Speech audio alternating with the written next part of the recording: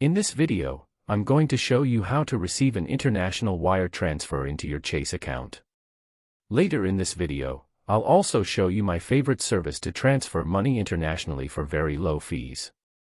To receive an international wire transfer into your Chase account, you'll need to provide the sender with a few important details connected to your bank account. First, you'll need your Chase account number. You can usually find this inside the Chase mobile app or on your bank statements. Next, you'll need the Chase SWIFT code, which is used for international transfers.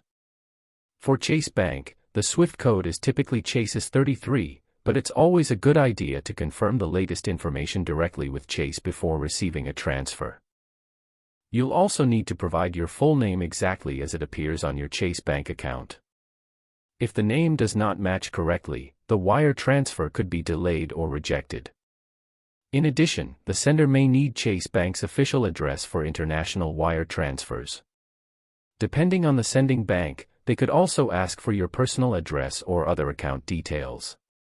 Once the sender submits the wire transfer, the money is usually processed within 1 to 2 business days depending on the bank, country, and transfer timing.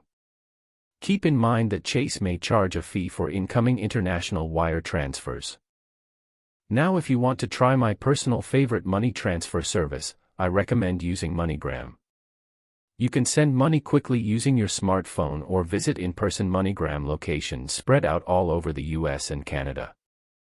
Click the link in the description to download the app and try it out.